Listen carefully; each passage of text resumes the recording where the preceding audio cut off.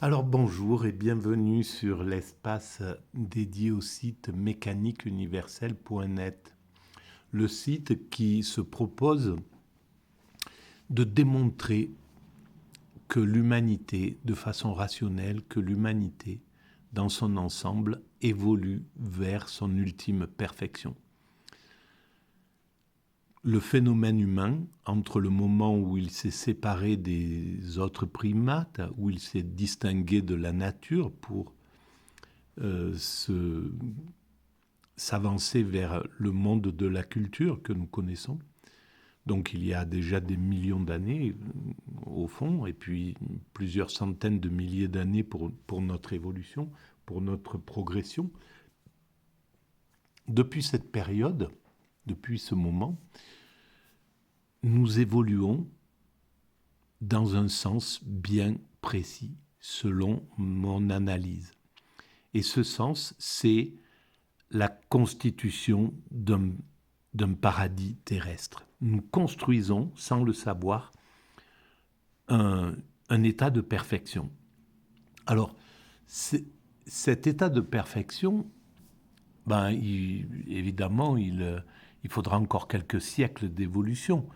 Nous voyons bien que nous sommes un peu loin d'un moment où on aura atteint la paix universelle, la fraternité absolue, un fonctionnement totalement universel, un fonctionnement parfaitement écologique où l'homme n'aura plus aucun impact négatif sur la planète, où l'homme ne sera plus un loup pour l'homme, donc il ne représentera plus aucun danger pour l'homme, et une partie de nos angoisses, de nos peurs, de nos craintes, de nos violences, eh bien, résulte du fait que l'homme est encore un loup pour l'homme, que nous ne savons pas réellement ce qu'il se passe dans l'esprit d'autrui lorsque nous le croisons, nous le rencontrons pour la première fois. Il peut représenter effectivement un danger.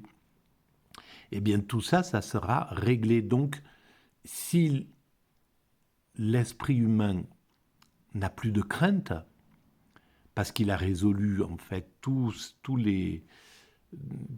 qui est facteur de violence, de crainte, de peur, eh bien, il tombe dans un état de sérénité absolue. Et la sérénité absolue, c'est le bonheur absolu, on pourrait dire, mais c'est l'extase en réalité. Donc l'humanité évolue progressivement vers l'extase. C'est notre chemin. Et nous l'ignorons encore. Alors, on va commencer, je pense, à prendre conscience de notre sens. Il va falloir encore qu'on se tape un peu sur la tête, qu'on se bagarre, qu'on se fasse quelques guerres, qu'on vidange quelques haines comme ça qui sont encore présentes, comme on le voit dans les endroits en guerre. C'est des réactions primitives qu'on doit vidanger, en somme, et pour passer des étapes.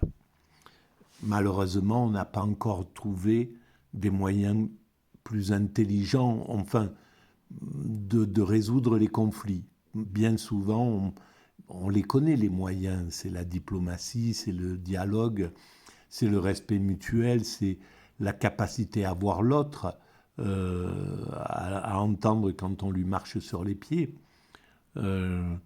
et qu'il crie de douleur, donc à comprendre tout cela. Eh bien, on est encore archaïque bien souvent au niveau humain, et c'est ce qui donne les violences que nous connaissons. Mais tout ça, ça sera dépassé. L'éducation, la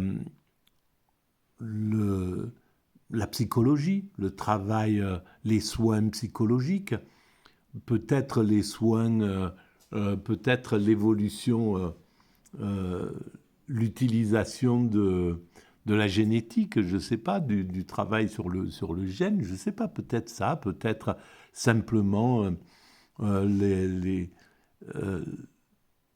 la surveillance des enfants en très bas âge pour voir s'ils ne souffrent pas de carences affectives, s'ils ne sont pas maltraités, etc. De détecter très rapidement cela, aider les parents à sortir de ce problème ou à gérer tout ça, ben peut-être que ça limitera vraiment énormément la violence de certains humains vers d'autres êtres humains qui, pour la plupart du temps, c'est des souffrances intimes. Hein. C'est parce qu'ils souffrent, parce qu'ils ont été maltraités que des gens maltraitent leurs congénères. Donc tout ça, on le résoudra. Et en fait, le but, c'est le bonheur. C'est d'atteindre un état de bonheur. Et donc, cet état de paradis, ben, je pense qu'il faudra encore quelques siècles d'évolution, mais on est sur cette route-là. Et le travail de la mécanique universelle, le travail de ces vidéos, c'est justement d'essayer de dire il y a un chemin, commençons à regarder où nous allons, qu'est-ce que nous sommes en train de faire. On connaît pratiquement beaucoup de choses sur notre histoire, sur l'histoire de l'humanité. Et donc, si on commence à bien analyser cette histoire et qu'on prolonge les évolutions que nous sommes que nous menons depuis des millénaires, depuis des centaines de milliers d'années, c'est-à-dire la maîtrise progressive de l'environnement, la maîtrise progressive du comportement, la maîtrise progressive du questionnement, eh bien on comprend qu'à un certain moment, toutes ces quêtes vont atteindre leur état de perfection. Voilà. Et donc cet état de perfection, c'est l'accession au bonheur. Alors, vous savez que bien souvent, j'utilise des ouvrages que je trouve, celui-ci, voilà, je l'ai sauvé du pilon, dans un endroit où je trouve des ouvrages, bien souvent. Et donc, on va travailler un petit peu à partir de ce bouquin, Le Bonheur, anthologie de textes philosophiques et littéraires. Textes réunis et présentés par Luc Prioret, chez Maisonneuve-la-Rose, avec une préface de Jean Daniel. Eh bien, on va commencer à lire un petit peu. Et donc, je découvre en même temps que je lis. Et je commente, voilà, je digresse en fonction.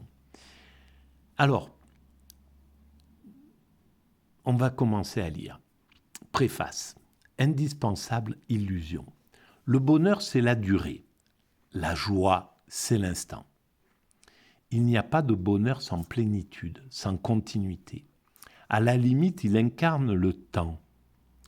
Pour la joie, il n'est que de voir les expressions « j'ai la joie d'apprendre que »,« quelle joie ».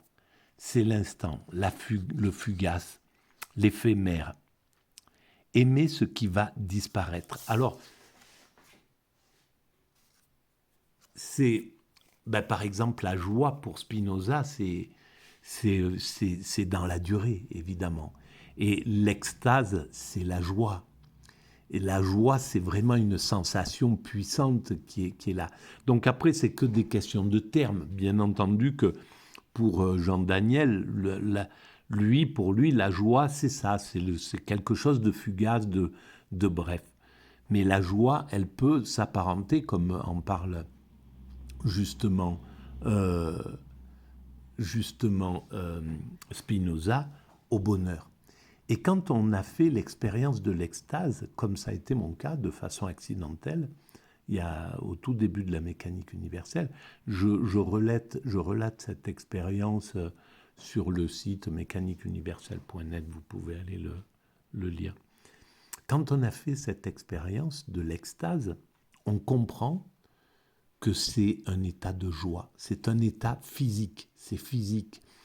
L'extase, c'est pas quelque chose d'intellectuel, c'est quelque chose qui anime le corps. C'est le corps qui est en extase, c'est chaque cellule, c'est chaque particule de l'être humain, de celui qui est en état d'extase, qui jubile, qui jouit, qui est en état de jouissance absolue.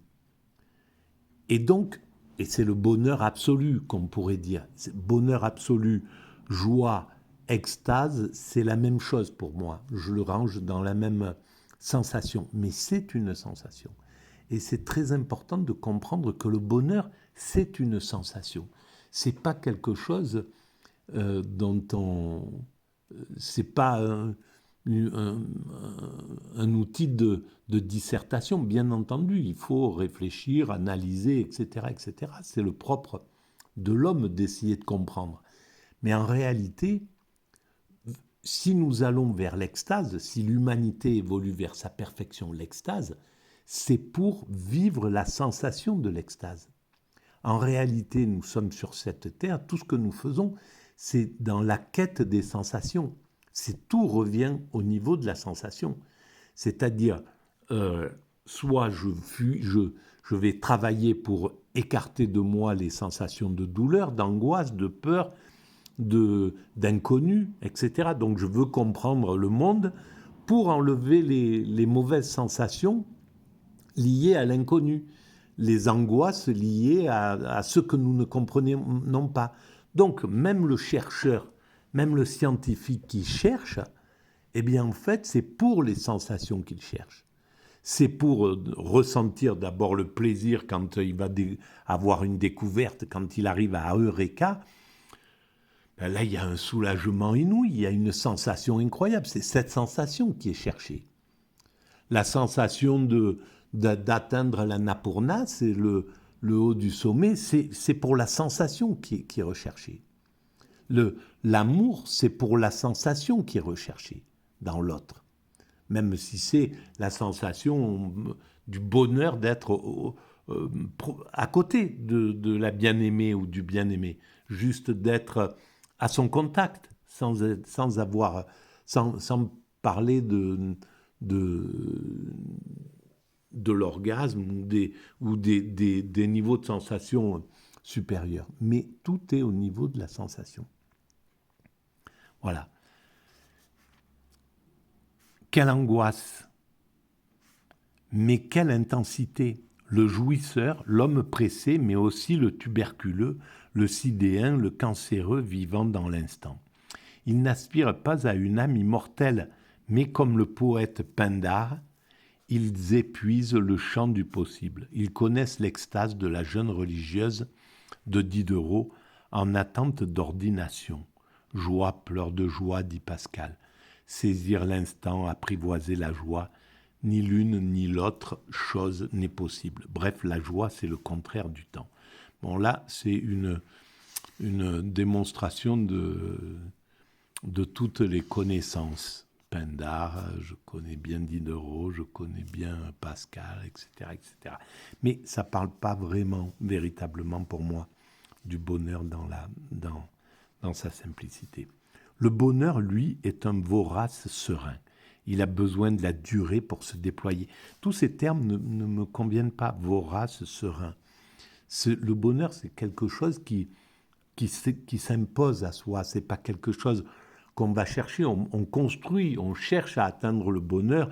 C'est tout le travail pour atteindre cet état-là. Bon, le type qui va construire sa maison, il va monter pierre par pierre, il va suer, il va se faire mal, etc., etc. Et tout ça dans le but de, un jour, rentrer, se poser et puis être là avec sa compagne, avec ses enfants et dire c'est tout ça, voilà, c'est fait, c'est ça. Mais, bon, bref, il a besoin de la durée pour se déployer. Il lui faut être large, dans une eau vive mais régulière. La joie, c'est la source. Lui, c'est le fleuve. Le bonheur ne jaillit pas, il s'écoule. Il ne s'élance pas, il s'étale. Le bonheur poids, disait Claudel à Suarez. Encore un instant de bonheur, dit Monterland, qui aime juxtaposer le contraire. Bon, là, ça me plaît pas de lire ça. Le désir du désir, bref, avec le temps, ce bonheur-là, ce serait le passé. On sort de ça. Alors, les textes, on lui explique donc Prioref son travail. Les textes, leur découpage et leur organisation, les uns par rapport aux autres, leur regroupement en plusieurs points par chapitre, leur place dans un chapitre et la division de la matière en ces 20 chapitres ordonnés exigent autant de choix que j'ai dû faire. Peut-être le résultat justifie-t-il suffisamment ces choix, mais je suis tout à fait persuadé que l'on peut en faire de meilleurs, plus ou moins personnels, plus attrayants, plus fins. Bon, oui. Avec environ, c'est juste la description de ces choses. Il écrit pour ses sœurs. D'accord. Mais en réalité, c'est pour ses sœurs qu'il l'écrit, mais c'est pour l'humanité. C'est là où nous avons une vision étroite de nous-mêmes. En réalité, nous sommes tous des altruistes et des universels, des universaux, des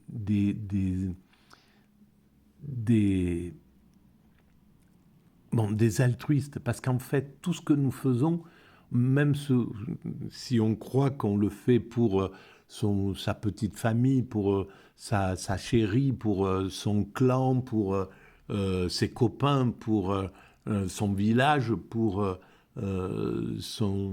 sa région, pour son pays, pour sa communauté religieuse, etc. On croit qu'on travaille pour ça, mais en réalité, on travaille pour l'humanité.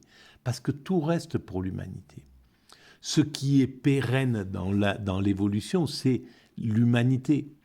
Il y a 15 ou 20 000 ans, il n'y a aucune des religions qui existent aujourd'hui qui n'était présente, des grandes religions. Le judaïsme n'existait pas, l'hindouisme n'existait pas, le bouddhisme, ni le christianisme, ni l'islam n'existaient pas. Et un jour, elles vont fusionner.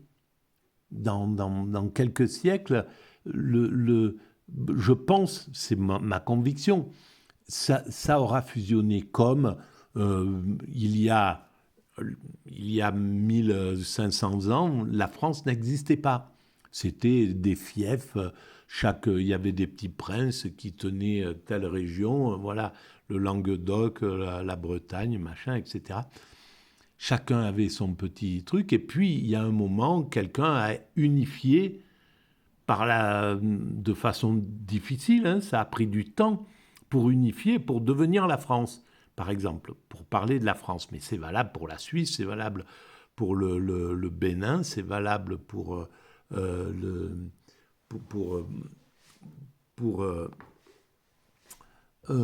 l'Inde, pour le Japon, pour tous les continents. Donc,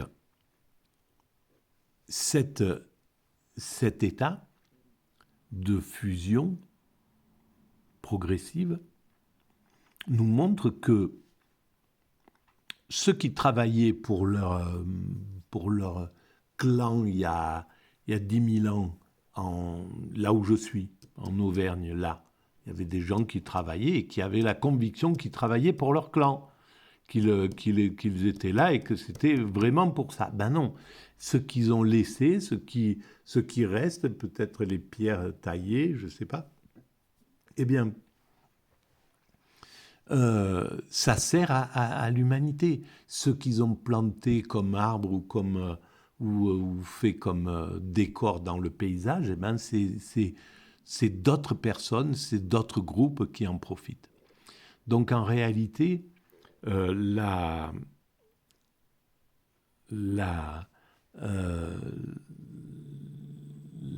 comment on appelle ça, nos petites appartenances, voilà, pour mes sœurs, c'est humain, hein, c'est tout à fait humain, ça, bien entendu. Mais il pourrait très bien dire pour l'humanité, en réalité. Et dans 50 ans, dans 100 ans, peut-être dans 200 ans, ben on écrira pour l'humanité. On intégrera entièrement, chaque être humain aura conscience de l'humanité, de l'ensemble humain. Il se sentira frère avec l'ensemble humain. Ça sera ça qui le démontrera. Alors, chapitre 1, le bonheur introuvable. Je vais juste dire ça et puis je vais passer sur une autre vidéo. Où l'on se demande si le bonheur peut être défini ou s'il a un sens différent pour chaque homme et s'il n'est jamais pur mais toujours mêlé de déplaisir ou de malheur. Point d'interrogation. Voilà, à tout à l'heure.